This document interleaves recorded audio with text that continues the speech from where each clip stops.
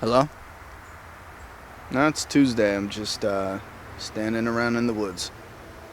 Oh, hell yeah. I'm going to see that a week after it comes out. Avoid the crap. What? Star Wars is racist? Since when? That shit was on the news. Hold on.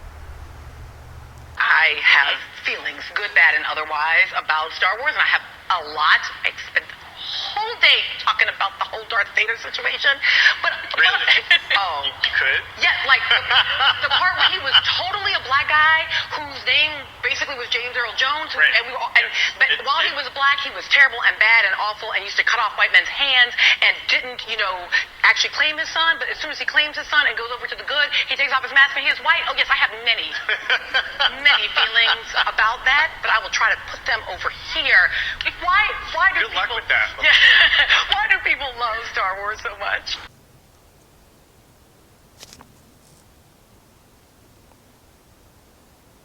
Damn it!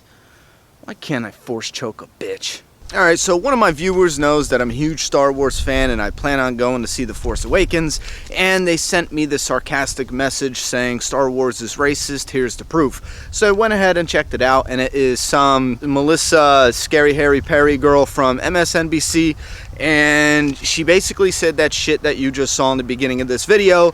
I do want to go over a couple facts because I realize that Star Wars is extremely popular, yet there's probably a lot of people that still haven't seen it or just, never watched it that watch MSNBC. So I just want to debunk some of this race baiting bullshit. Let's start right at the moment where she said in the beginning, Vader is totally a black guy, and basically he was James Earl Jones. Now, James Earl Jones is the actor, and even he admitted two things. One, James Earl Jones was just this a sound effect. He admits it right here. I'm simply special effects. And the reason being is because Darth Vader is an actual person named Anakin Skywalker who was injured so badly he needs to wear this suit of Darth Vader, and if he doesn't wear the suit, he will die. Now, the suit, it has that... it changes his voice, kind of like how Batman changes his voice. Now, that is why he says I'm simply special effects. Because James Earl Jones is not Darth Vader. They used a stunt guy in the suit to do the fighting scenes. They used another guy, David Prowse, I believe a bodybuilder, to be in the suit because he's tall and big and he was the perfect fit for the suit. But they also used another totally different white guy when he takes off his mask and shows the reveal at the end of that trilogy. And then also they have James Earl Jones doing the sound effect voice, which was the perfect casting by far. Absolutely awesome. So that is absolute bullshit. No, James Earl Jones was not Darth Vader. He was just the sound effect from the suit of Darth Vader. That's it. Oh, also, the second thing, James Earl Jones said to himself, if you go and check out the behind-the-scenes stuff, that he didn't even believe that his role should have been credited. It was that small of a role, which I disagree with. I think it was an iconic voice for the suit,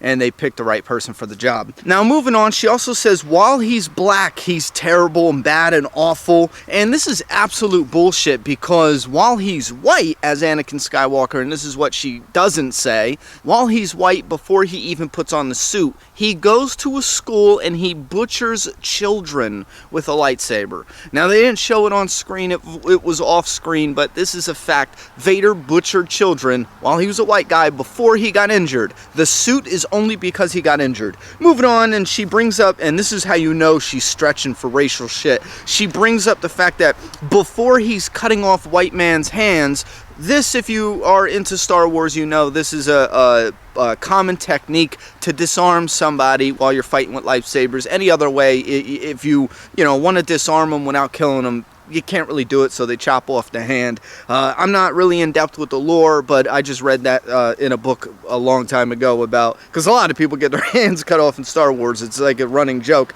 Anyway, moving along. She says he didn't actually claim his son until he took off his mask and became white.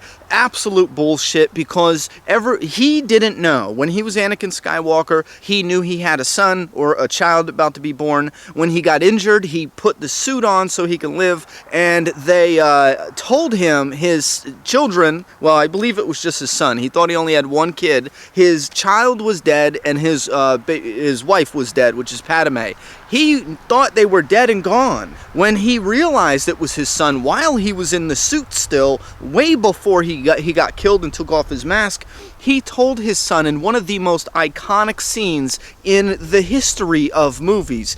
He said, I am your father, come with me and together we could rule as father and son. That does not sound like a person who's not claiming his son. He absolutely claimed his son. And then to go even further, while he was still in the suit, he picked up the Emperor. He destroyed the main villain in Star Wars at that time, which was an old white guy, by the way. She leaves that out. But he kills him in the black suit. And then after all that, then he takes off his mask because he wants to see him through his own eyes and not through the mask of Vader. Awesome symbolism there if you don't hear it from this person who's just race baiting. Oh, and then finally she says when he takes off the mask, he's a white guy. Before he was black. So basically she's implying that the black suit of Vader is symbolism because black people are awful, black people are horrible, yada, yada, yada, because they have Vader in a black suit. That is what she is implying, and he's only good until he takes off his mask and reveals that he's a white guy. Yet she leaves out one of the most iconic images in Star Wars that basically buries her bullshit under a pile of rubble, which are these guys.